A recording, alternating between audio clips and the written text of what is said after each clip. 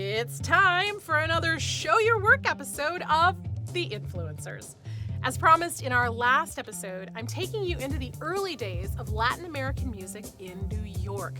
As I was researching our next mystery musical artist, the one connected to Elvis, a peanut vendor, and the Martin Luther King of music, I found out that one of his musical ancestors is the incomparable Tito Puente, known best for his showmanship and timbale playing. But Tito Puente's story shares roots with other Latin American artists of the early 20th century in ways I never knew, until I sat down with Aurora Flores Ostos through the magic of the internet. Based in New York, Aurora Flores Ostos is a self-proclaimed salsa savant who began her career as a music journalist for Billboard magazine. She's also an activist, cultural Latinx storyteller, ethnomusicologist, and performer. Aurora is included in the who's who of Hispanic America, and she's consulted on Nickelodeon's hit series Dora the Explorer, and most importantly, she's a longtime friend of Tito Puente. Aurora helped me understand how the Spanish-American War helped Latin music get to the States through a man who would become known as the Martin Luther King of music. Not to mention the exploitative loophole that gave rise to Latin music in the United States in the first place. Hold on to your hats, because we can't talk about the music industry without talking about the racism and exploitation that was rampant in the early 20th century. Aurora also helped me track down and connect some dots in our mystery artist's musical family tree. So let's dive in. My name is Aurora Flores Ostos. I am a music historian, a salsa savant. I am an author, an artist, and an activist.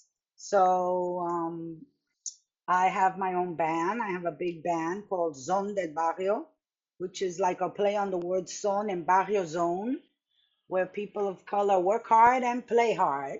And so I have like a 10, 11 piece big band, and we do music from the streets of Latin New York. So we do a variety of genres, and I write. I'm in the process of writing my memoirs, and that's what I'm doing now. And speaking with you, here we are. Yay! I'm so excited. So, how did you get into, what led you to starting your band? Well, when I started in Latin music, I was very young. I was 21, and it was, that time of sex, drugs, and salsa. And I was in college, and the Latin music industry in particular was very testosterone oriented and driven. And although even Tito Puente asked me to do coro with him, I was terrified of doing that and being in the clubs, and it was a pretty dangerous time for young single women. And even in a lot of the clubs that I went to as a journalist, they would not allow single women in the club because they felt that single women would be at the bar, a man would pay for a drink, and they'd leave, and they'd take their clientele. But underlying that, it was as if all women that were single were just there to get, to work, to get tricks. And so there was a time that if you were a single woman and you wanted to go into one of those Latin music clubs, you had to have a man escort you in. So that's what's going on now. So because of that, I really didn't want to do music. I had done music before. I'd done my first album at 15. I was part of the all-borough Manhattan Borough-wide orchestra. I played violin and bass. I sang in the chorus. But I also loved writing. So I felt at that time it was better for me to be a writer than it was for me to be any kind of an artist. So that was my artistry. And then later on, now it's a different time, a different world, and women are doing so many things. Even they're breaking barriers, not only in what we're doing as women, but at the age we're doing it. That's why I didn't do it back then, even though I enjoyed and loved the music. And I still love the music. It's still the solace to my soul. Music to me heals almost everything. Okay, so you said salsa savant. What Tell me about salsa and tell me about what makes you a salsa savant. I'm really curious. Well, it's just a play on words. I mean, people called me an encyclopedia of the music, a music historian, a musicologist. You know, people throw these titles around. And I've known the music since I'd had the use of reason, since I was a child. My mother would sing to me. We'd go out to festivals. I remember hearing the music coming out of windows as we would sit next to the bodega waiting for my mom. And we'd sit on the stoop of a building and we could hear the music coming out of windows. So I not only remember the music, I remember the tunes, who the artist was. So I remember these things. So I play around and instead of embracing these titles people give me, I kind of flip them off and say I'm a salsa savant. I love it. I love it. So, for those of us who are not in the know, what is salsa music? Salsa music is Latin music, but just like most musical either genres or phenomenons that become so popular, um, people commercialism has a way of coming up with one title that they put everything under, right? So, for instance, rock and roll. Rock and roll is the blues. That's what rock and roll is. It's the blues. It's a lot of R&B music that got electrified, you know. So we could go down the list of what it is, but it all comes under that banner of rock and roll, right? And Sure. or even the big band music or jazz. Jazz had what?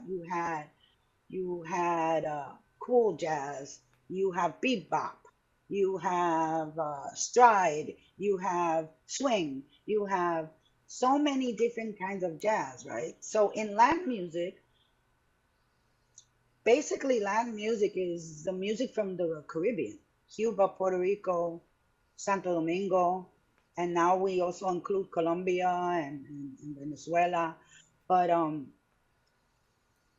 and one of the cornerstones of the music is Cuban music. And basically, because Cuban music, Cuba was the largest island with the most enslaved Africans, second only to Brazil because of the sugar industry. So uh, Cuba has having so many enslaved Africans that came over, and they came with the knowledge of making congas. There were no congas in Cuba or in Puerto Rico or any of those islands. The enslaved Africans brought that with them, and they bought different. They bought their music, and after a while, the Spaniards had their music, and they wanted to be entertained. None of the artists from Europe were going to go to those islands, those savage islands. So, through the church would identify certain plantations that they knew, and because these Spanish conquistadores, you know, were Catholics, Sunday was supposedly the day of rest, and Sundays on the plantations, the enslaved Africans would dance, they would sing, they would play. And so the priest would identify the players and bring them into the church to rehearse with the Spaniards. And this is how this music came together. And you had things like son, you know, which came from the farms, came from the country. And Cuba was also the first one to have radio out of all the islands. So they were able to uh, project that music outward. But before there was radio, right near Cuba, where you look at Mexico and you look at Veracruz, which is right near Cuba, it was like one of those islands. If you were coming into the Americas, whichever way you were coming, you had to go to Cuba. And Veracruz was right there too. So these were like ports where all kinds of people from every country were coming in. So even before radio, there was polka being played. Well, through that combination of the church and the enslaved Africans and the Spanish conquistadores, that's when you started getting the marching bands. Because what Spain did in almost every pueblo, every province, they built the cities just like Spain. So you had a plaza, and on one end of the plaza was like the city council, the mayor's office, the government, and on the other side was the Catholic Church. In the middle, there was a gazebo. So what they did was they had marching bands that they paid a monthly salary, and a lot of them were enslaved Africans who were even able to get out of slavery because they knew music. They were part of these marching bands, so they were very well trained, and they read all kinds of music. So they did polkas, they did waltzes, they did danzas, which is like a classical music. Like they have a thing called conte a danza, which is very classical sounding. And conte a danza sounds like a cross to the dance, but actually conte a danza is a Spanish mispronunciation of the English country dance. Yeah. And when you hear it, you can hear the similarities. So all this, music comes from people. So when you start putting borders around it, it's it loses something. You have to take away the borders, and then you can see the history of this music. And for a long time, especially with the marching bands in Spain, Cuba, and Puerto Rico. Spain started going through that whole industrial revolution. When they brought it to the islands, they brought it to these two islands, and the music was growing. I mean, there was a point in time on the islands that the congas were outlawed because it took them decades and decades, almost 100 years, to realize that through the conga and the dance, they could give themselves signals for insurrections. So after a while, that was outlawed, and which is why sometimes you see in bands that they play like a wooden box. So people of color are very resourceful. So since you could be jailed for playing a conga, they made them out of boxes. And then when the police would come, they'd sit on them. Say, you could search the house. There's no congas here. We haven't been. Then they'd leave and they'd resume. But this is where all the music is coming out of. So in different provinces, you have, maybe they do the song this way, and over here they do it that way, and over here they do it another way. And in Puerto Rico, so you have all this folkloric music in Cuba, in Puerto Rico, plena, bomba. But it's not until it comes to New York that it really gets popularized. And then by the 60s, especially by the 70s, this music was so popular. I mean, R&B was borrowing from Latin music. Stevie Wonder was openly saying that he was experimenting with Latin music, rock and roll, and of course, jazz. In 1948, when Dizzy Gillespie brought Chano Pozo to his band, and they recorded Manteca, and they recorded Tintindeo, I mean, it was Dizzy Gillespie that created this whole Latin jazz phenomenon. And after that, all the jazz bands started including congas. And then after the 70s, when salsa, it was so popular, people would ask, well, what's this rhythm? Well, that's a son montuno, or that's a son, or that's a bolero, or that's a plena, or that's a bomba, or that's a merengue, or that's a guaguancó, or that's a guaracha. I mean, to make it simple, they just said it's salsa. And then salsa, even that term came from Cuba because people would say they would call themselves salseros. And when you were really like in a groove, they would say, cook it with salsa, cook it with sauce. When you have hot sauce, that's when everything, comes to life. So it's those metaphors. Music and food, there's always been those metaphors. I love it. The old school guys, they didn't like those terms because they're shortcuts. And anyone who's a master of their field doesn't want you to do a shortcut. They want you to really know what the music is and what it symbolizes. So yes, many of them, they were opposed to the term salsa. They were opposed to boogaloo, which to me, would have been a bridge that would have had this Latin music in English. But it was not to be.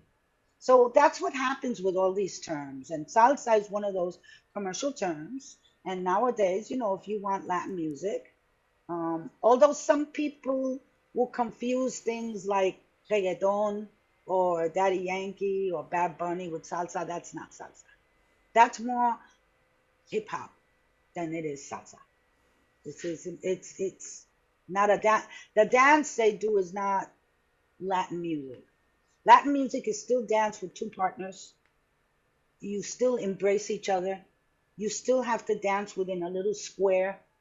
And it's still more about the footwork than it is about turns and taking lessons and looking great and grandstanding and hitting the people around you. And it's really what I tell people. And then they come, do you dance on two? Do you dance on one? I dance to the clave. The clave is our metronome. It's a 5 note, 2 bar metronome rhythm that comes from Africa. So you have to really listen to the conga. And the conga will tell you if it's on two, if it's on one, if it's in the middle. I mean, that's what the clave does. So Okay, so I want to back up the truck just a little bit. There's two things that you've said, and so I've got two different directions I could go. But the first thing I want to ask is, well, how did the music get from Cuba and South and Latin America to New York specifically? well, that came after World War I, and actually then we would have to begin in 1898 with the Spanish-American War. And when the US goes into Cuba and Puerto Rico, they took Puerto Rico. And out of Cuba, they just got Guantanamo Bay. But they took Puerto Rico, they took Guam also, and the Philippines. But when they took Puerto Rico, what happened back then, you had a band leader who was also, I think he was a lieutenant. He was up there uh, in World War I, and he started and created the first all black marching band to go to Europe, the Harlem Hellfighters. But within the Harlem Hellfighters, he knew that in Puerto Rico, because of the marching bands, you had all these Afro Boricuas who could read anything. I mean, the way they said it was if a fly fell on the music, they'd read it as a note. That's how good they were. So out of his, I think it was like a 30-piece band, 19 of his brass and reed players were from Puerto Rico, starting with Rafael Hernandez. And Rafael Hernandez, after World War I, he and some of those other players stayed in New York. Duke Ellington, uh, Caravan, the trombone player, he also was part of that group. And he he he was playing with the Duke Ellington Orchestra back then. He came and he was very much a jazz player. Rafael Hernandez, after his stint in the war, he came with his brother because his brother was also in the band. I think his brother was a trombone player. One of them was trumpet, the other one was trombone. And uh, they came and they brought their sister, who was also a musician. And they opened the first Latin music record store in East Harlem in 1927 on 114th Street.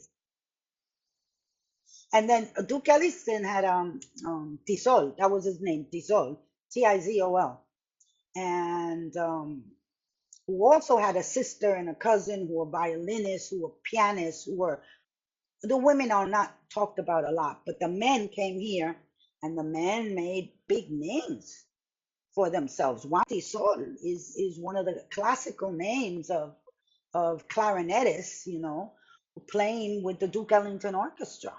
And then Rafael Hernandez went on to then go to Cuba. He lived in Cuba for 3 years. He wrote a song that was considered like everybody thinks a Cuban wrote it, but he wrote it, Cachita. Then he went to Mexico. Um, and because of the Mexican film industry, that was also, you have to remember, this was after the whole Industrial Revolution. So there were cylinders for music. And in that record store, he sold cylinders, he sold piano rolls, People would have piano and you would put the rolls in the piano and that would play. So you had all these inventions that were coming on up. And then the Victrola. Then after a while they were selling Victrolas in the stores. And then from the cylinders they started making the records. Those records, the 78s that would shatter.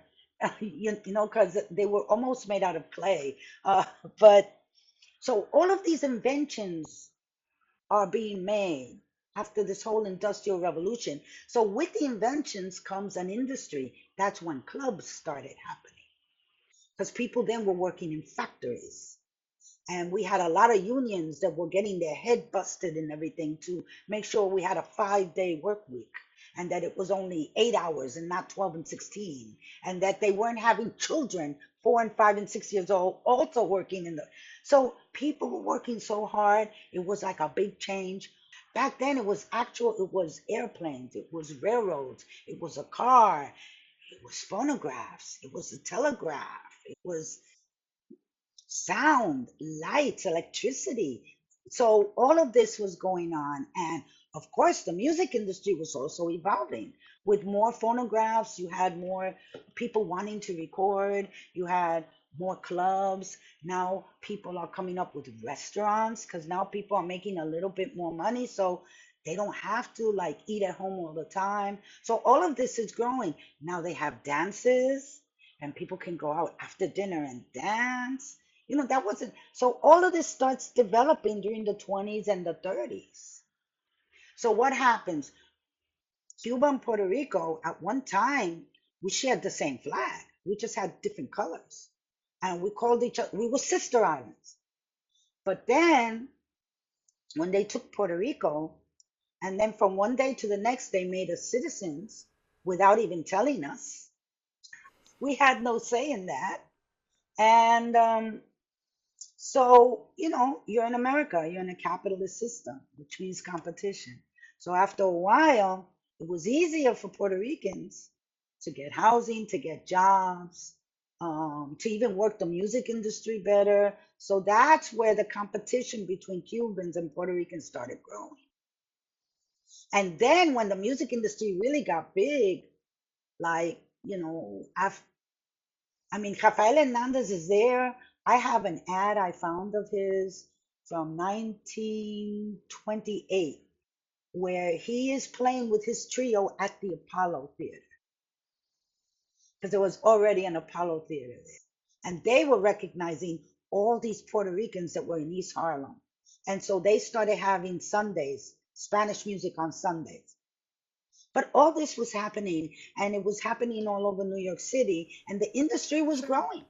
You know, that's when they started doing um, top billing.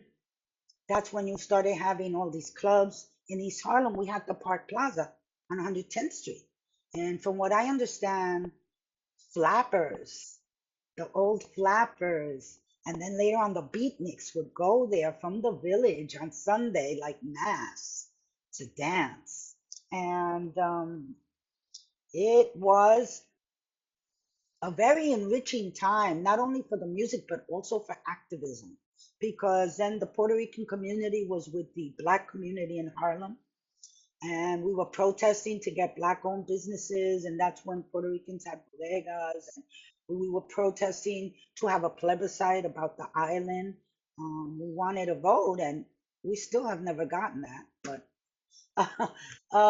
so all of this was going on in New York City, in East Harlem.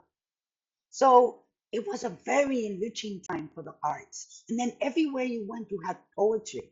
People would come up and do poetry. They do theater, um, Spanish, English.